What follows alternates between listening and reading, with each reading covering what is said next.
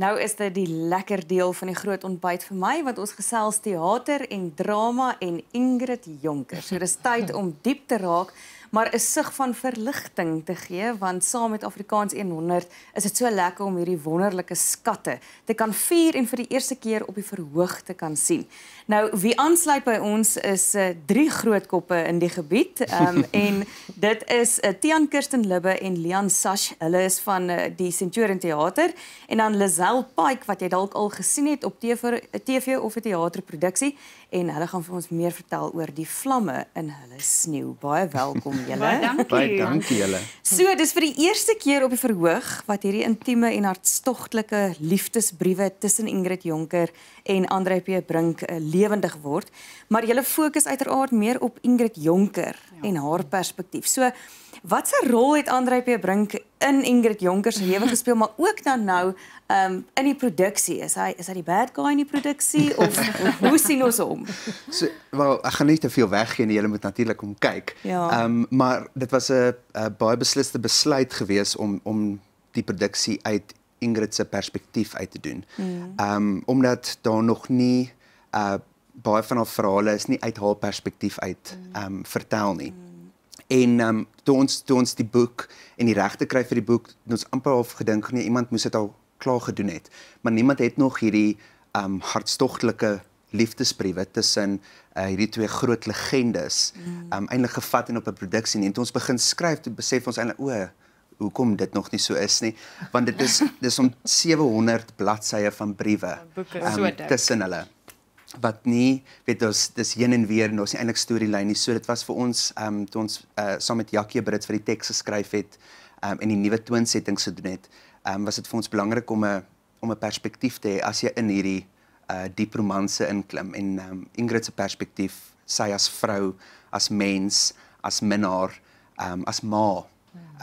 Dit was vir ons die interessante, en hoe haar verhouding met Andrei dit haar lewe en haar werke geshape het. Sure. Ek wil net vra, ekskuus, weet ons wat het toe gebeur aan die einde van hulle liefdesverhouding? Ja. En Dis in die laaste brief. En hoe korreleer dit met die produksie? Ja. Of doen dit nie noodwendig nie? Nee, dit doen definitief, omdat ons natuurlik baie gedeeltes van die boek gebruik.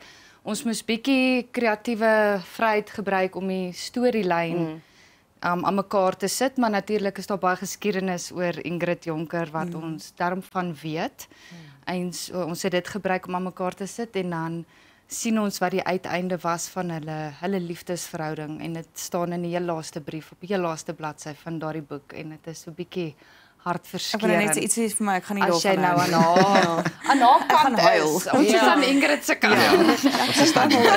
Maar ek dink dit is so moeilik, want jy vat 'n Suid-Afrikaanse ikoon en jy maak 'n teaterproduksie. En met dit kom 'n groot verantwoordelikheid, want mense sit in die gehoor en mense ken Ingrid se storie of gedeeltes daarvan, en almal voel of hulle so 'n stukkie van Ingrid besit eintlik maar. En hier besluit jy, okay, hier's 'n produksie, nou maak ek myself oop vir mense. Hoe erg of hoe swaar lê daai verantwoordelikheid by julle om seker te maak, jy weet, julle kry dit reg? Met ek aan. Ja. Jy kan. Sy speel Ingrid. Dit lê swaar, want ek dink Ingrid is ikonies omdat sy 'n manier gehad het met woorde wat blywend was deur die tye, verstaan? Of jy 'n tiener toe was toe ek haar die eerste keer ontdek het, en of jy nou al baie oud is, wat sy gesê het saak gemaak, en sy het haar woorde baie pertinent gekies. En sy het ook nie verskoning gemaak vir die woorde wat sy gekies het om haar briewe of haar gedigte te skryf nie. So ons almal voel daai verantwoordelikheid om eer te doen aan dit.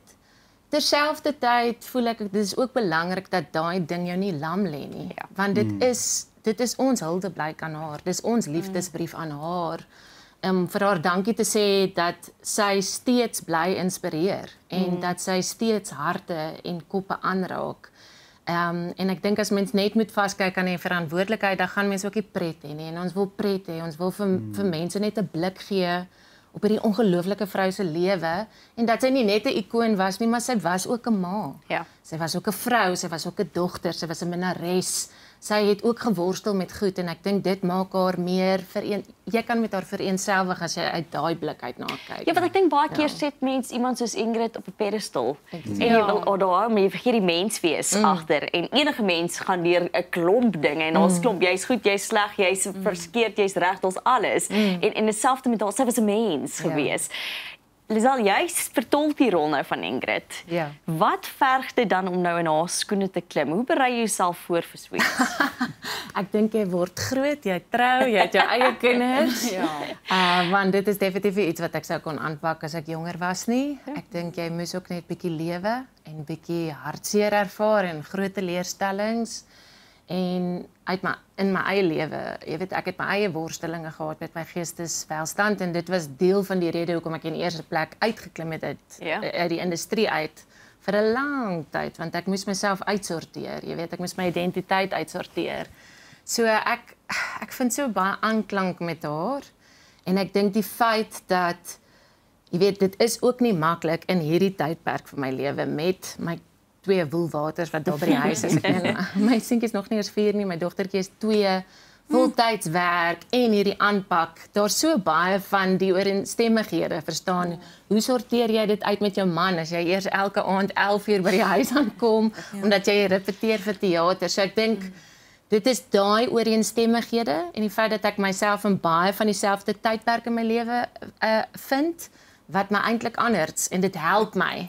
Dit help my om te verstaan en mens moet verstaan wie jy speel en jy moet empatie hê vir wie jy speel. So die lewe het jou duidelik voorberei vir dit wat jy moes doen, né? Ja. Maar hoe kom jy weer uit dit uit? Ek onthou destyds het ek altyd jonker gekyk by Aardklop en hoe die aktrises so in die gehoor ingeloop het, soos wat Ingrid in die see ingeloop het en sy moes blykbaar vir ure na die tyd isoleer om eers vir haarself te herinner wie is sy en sy is nie Ingrid nie om weer uit dit uit te kom en uit daai ongelooflike emosionele vuur waarin jy is om uit dit uit te klim. Hoe doen 'n mens dit na so aan die einde van so 'n repetisie? Wel, die repetisies is makliker dink ek want wat daar gebeur bly daar, verstaan? Ek is omring met 'n wonderlike span wat my verskriklik mooi ondersteun. Ons praat baie. Woorde help my ook my lewe interpreteer en sin maak van die dinge wat ek deurmaak. So ons praat baie, maar op die einde van die dag besef ek, verstaan, dit is tog net iemand anders se storie. Ek het 'n verantwoordelikheid om dit tot die beste van my vermoë en so eerlik as moontlik te toonbeeld en te vertolk. Maar as ek by daai teater uitstap, is ek weer mamma tot my eie kinders, verstaan? Ek is getroud aan 'n man wat vir my lief is. En ek het 'n gemeenskap van mense wat vir my wag en op my staat maak om heel uit te kom. So ons hou daai dualisme die hele tyd. Dit speel die hele tyd in. Vra my weer as ek klaar opgetree het, verander het. Maar tot dusver werk ons hard daaraan om dit. Dis nogals hartseer om te dink Ingrid Jonker het dit nie gehad nie. Ja. Sy het nie so 'n ondersteuningssisteem gehad. Nee, sy het glad nie en ek dink dit is deel van die rede hoekom ons het 'n tweedelige antwoord oor dit. Ek dink aan die een kant het sy gekies. Dit was haar keuse, dit was 'n besluit wat sy gemaak het because she had agency. Sy was nie 'n slagoffer van haar tyd nie. Terselfdertyd dink ek as sy sê 'n man vandag se tyd moes lewe met meer ondersteuning, meer verstaan van wat sy deurmaak en haar geestes struikelhede of wat sy mee gestruikel het, dink ek dinge mag dalk anders gelyk het. Maar ons mag dalk nie 'n Ingrid gehad het soos wat ons Ingrid nou het. Julle het nou die wonderlike Jackie Brits genoem, wat werk het aan die teks en dit maak mens baie opgewonde. Wie is nog deel van die span? So Nadia Bekes het vroeg op ons bus geklim as deel van die kreatiewe span wat vir haar heeltemal iets nuuts is om agter die skerms te werk. Sy maak haar regisseursdebuut en wat 'n debuut gaan dit nie wees nie. Sy stuur ook liefde en groete aan die Geelbank. Sy het ook begin met die storie. Ja, ons baie storie. En so ons het hulle en dan en Shani Jonker. Jonker sê altyd is dit familie? Nee, is net toevallig. Maar Shani Jonker is 'n musikale sy is fantasties en sy het al want hy het die toonsettings van want in die produksie is 'n produksie met musiek. En Jak het die gedigte van Rook en Oker, wat Ingrid se tweede bundel is, wat sy ook geskryf het terwyl sy in hierdie liefdes ervaring was met Andrei, het hy nie gaan toonset. En Shani Jonker het toe gaan verwerk en dit is elke keer as ons dit hoor, wil ons huil. Ja. Elke repetisie is daar trane en hoendervleis. So, ons is regtig net opgewonde vir mense om dit te kom ervaar, om Ingrid op 'n nuwe manier, 'n persoonlike manier kom ervaar. Ons ken haar dalk as ikoon soos jy gesê het, maar ons ken haar nie as mens nie. En hierdie span is almal baie lief vir Ingrid. Ons is baie passievol en ons werk verskriklik lekker saam. En ons het natuurlik Ashley Hilton is ons wonderlike stylontwerper. En ek dink as die mense die styl gaan sien, gaan hulle dalk so 'n bietjie smelt want ons regtig baie liefde en tyd en moeite in hierdie styl ingesit met 'n bietjie verrassings. Ja. Dit is baie mooi.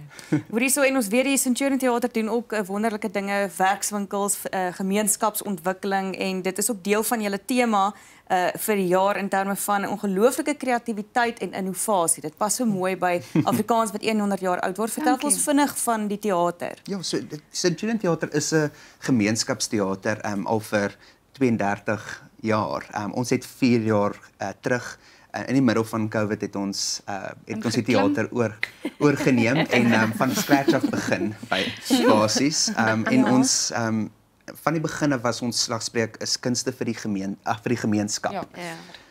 En daarmee saam is ook 'n groot hartstog wat by ons lê is die bevordering van die nuwe generasie van kuns, van kunstenaars.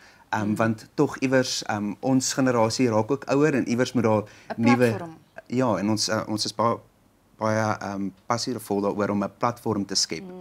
En daarom het ons 'n seisoen beplan by die Centurion Theater, soos nog nooit van tevore. Die Ingrid, 'n Vlam in die Sneeu is ons hulle noem dit 'n flagship produksie wat ons vlaggenskap wat ons die jaar aanpak. Hy gaan nou lekker toer en dit is vir ons baie opwindend. En dan het ons ook ander produksies vir ons Scenario Youth en Junior. Scenario Produksies is ons produksiemaatskappy wat saam met die teater is. En ons doen Alice in Wonderland, die Afrikaanse musiekblyspel met kinders van graad 4 tot 7, maar ongelooflik talentvolle kinders. En dan doen ons Fame Junior met die hoërskole en later die jaar bring ons ook rondom Halloween bring ons Sweeney Todd, the Demon Barber of Fleet Street. Ja, ons het ook 'n college, Scenario College for Performing Arts and Enterprise wat by die Centurion Theater is. Ons is ook lektore.